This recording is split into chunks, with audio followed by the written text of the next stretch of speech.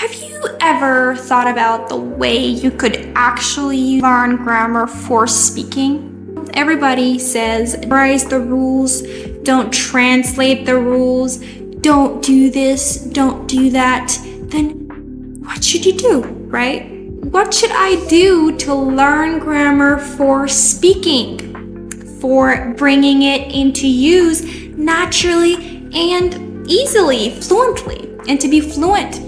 And to be fluent and easy with the grammar, okay? Naturally and correctly. Okay, how do we do this? Adults, they need to learn, they're conscious. They need to want to learn something. So that's why they need the communication. They need the meaningful connection to that grammar. They need to know why they're learning this. They need to know how they can use it later. They need to know why. Basically, they need to make conscious effort. They need to say, okay, they need to decide and think about it consciously. Plus the automatic exposure, making it automatic, listening to a lot of different videos, a lot of different podcasts, a lot of different movies. You know, these grammatical rules are constantly used in all the movies that you see out there, and all videos, and everyone's speaking English. They're using a lot of grammar that you should understand their meaning, their usage. And the purpose of structure in grammar is this, to understand it better. The purpose of structure in grammar is simply this. So let's make that conscious effort. Let's try here right now. As I said, as an adult, you both need to make the conscious effort and to be automatic. To have the automatic practices, like to have consistent exposure to the English sounds, the different movies, the different videos that they speak English. You need to do that a lot. And then on the other hand, because you're an adult, you are also, if you want to be able to speak, you're also supposed to, you should also make the conscious effort, and you need to make a decision and to think actively about the grammar, about the vocabulary, and to actively and to consciously make meaningful communication and connections to your own life and to usage to everyday life, right? Without further ado, let's do this. Today we're focusing on can and could, two important modal verbs. Names, just be familiar with them, but think about the usage. Be with me. Auxiliary verbs are some helping verbs that come with the main verb. Modal verbs are some of these special auxiliary verbs. They're helping words. They come with the main verb. There is a main verb and there is auxiliary verb.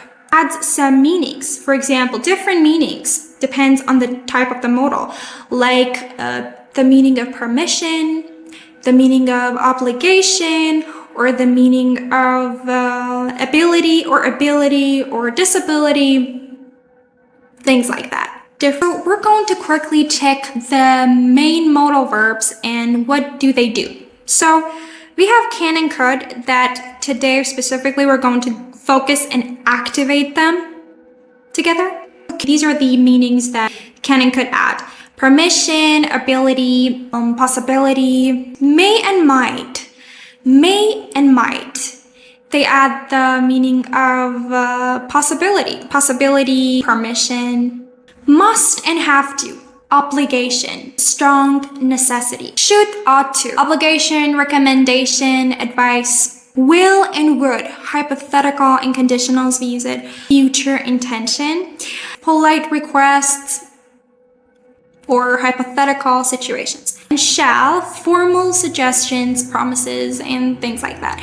Okay, now that we have this bigger picture of the main modal verbs, what do they do and what kind of meaning they add to the sentence, now we're going to go through two of the very important modal verbs. For today, we're going to focus on can and could. Let's look at their usage, their meaning, and what are they. Can is mostly used for, number one, present and future ability. Present and future ability, basically general ability. When you want to say that you have the ability to do something generally, like right now and in the future. So you say, I can do this. I can play basketball. I have the ability, I have the power to play basketball right now, in the future. These are the meanings, okay? So basically and generally, you have the ability to do this. I have the ability to play basketball. This. Okay?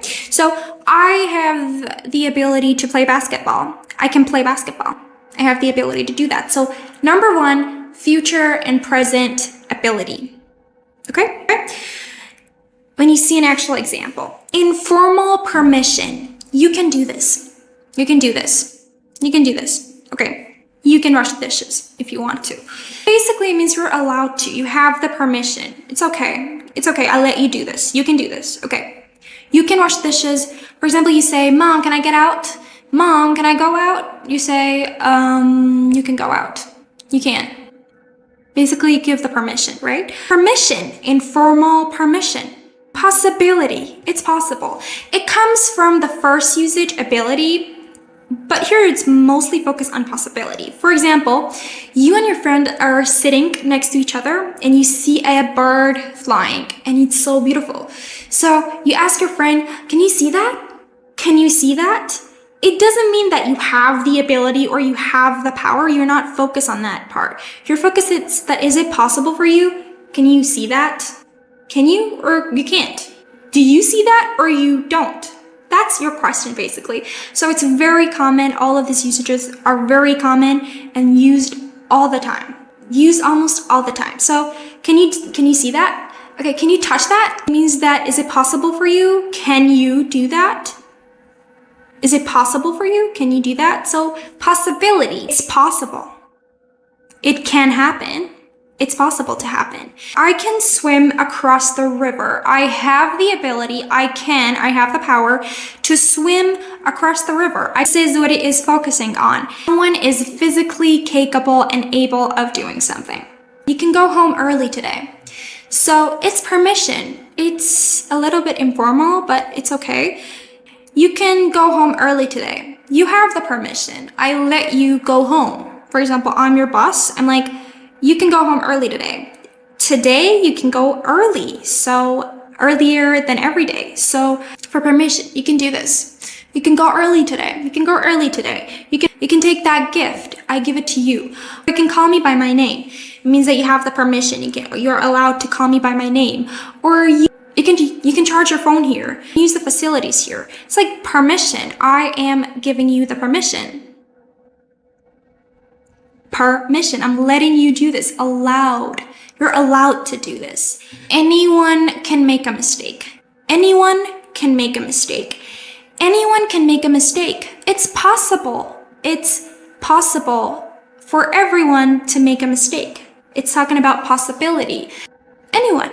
So this is possible to happen. Anyone can make a mistake. Anyone can fall. Anyone can fall in love. This is possible for anyone. Could. Let's talk about the usages, the meaning. Could. Could is basically the less strong version of can. Let's see how it works. As you know, could is the past form of can. So past ability. I could do this. It means that before I had the ability to do that. Before I had the power and ability and I was capable of doing that. For example, you broke your leg and now you can't run. So your friend comes and says that you can't run anymore and you say, I could do that before. Back then, I could do that, but now I can't. So it's past ability. I had the power to do that, but now maybe I don't, maybe I still do. That's not important. Polite or cautious request. Remember when we said that can is for informal permission. You can do this. And could is for polite and cautious request. Could I borrow your phone? It's cautious. You're like, could I? It's polite. You know, you don't say, can I borrow your phone? Can I borrow your phone? Let's just not have all of those actions so that you can understand the difference. Can I borrow your phone? It's bolder. It's like you it's less polite, it's less cautious. But when you say, could I borrow your phone? It's like you're more careful, you're more polite. You say like, could I borrow your phone? It's more cautious and polite. Use could for requests. And it's softer than can. Can is stronger. Less certain possibility. We said that, for example, today, can. Just pay attention to the difference. It can rain today. It can rain today. It is possible. It's possible to happen. It could rain today. It's like you're less certain. You're like, it could rain. Maybe, maybe not. I don't know. It could rain. But for can, it can rain. It's possible, stronger. But it could rain, less strong and softer and less certain of this possibility. Let's read the examples. When I was a child, I could climb any tree. When I was a child, I could climb any tree. When I was a child, I had the ability, I had the power to climb any tree. When I was a child, I could swim really fast. When I was a kid, I could speak English. When I was a kid, I could ride a bicycle. When I was a kid, I could ride a bicycle real fast. When I was a kid, I could play basketball. I had the power before. I had the ability to do that before, so I could do that. Polite request, remember? Could you please help me with my homework? Could you please help me with my homework? It's polite. Could you? More cautious. Can you help me with my homework? You see, it's stronger. It's bolder. Could I tell you something?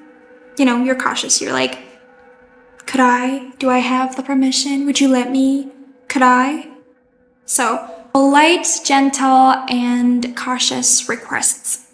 And it's used almost all the time. Usually when we want to ask something from someone, we use could. Could I do this? Could you help me do that? When we ask for something, we usually want to ask it politely, so we use could. It's very common. It could rain this afternoon. It could rain this afternoon. It's possible future. It could rain, but it's less sure, less certain. It could rain tomorrow. It could rain tomorrow. So this means that it's a possible thing to happen, but you're less sure. It's less strong, less sure, and less certain. They could attack us tomorrow. They could attack us next week. You're less certain. It's a possibility. Let's have a quick summary. Modals add meaning like ability, permission, possibility. They come with the main verbs and add meaning to the main verbs. For example, I can wash the dishes. I have the ability to wash the dishes. You see, it adds the meaning of ability and having the power to do something, to wash the dishes here. So here, to wash the dishes. All the modals add some kind of meaning to the main verb into the sentence. It can basically for present ability, general ability to do something, informal permission, you can do this, you can take my keys, you can leave early today. Strong possibility, it can rain, it can be a disaster, it can rain today, it can happen, it's a strong possibility, it's possible. Could, it's the less strong version, less strong, gentler version of can. So for ability, it's a past ability because it's the past form of can. So when you could do something, you could do it before. I could play basketball when I was a kid. Before, I had the ability and power to play basketball. Right now, polite request. Could you help me with the dishes? Could you help me with the dishes? Could you help me with my homework? Could you help me with my homework? Could you help me close the window? Could you help me do this? Could you help me do that? It's polite. It's cautious. Could you do that? Could you help me? Could you help me? And also for softer possibility, it could rain tomorrow. Maybe or maybe not. Softer and less certain possibility. Thanks. Right now, like you want to speak it and then write it for me. Comment that for me. I'll read that happily and we'll check it together. Thank you so much. And share with me any suggestions you have, anything you have in mind. I'm happy to read them. And if you want structured and consistent lessons like this one, don't forget to subscribe. Thank you so much. See you later.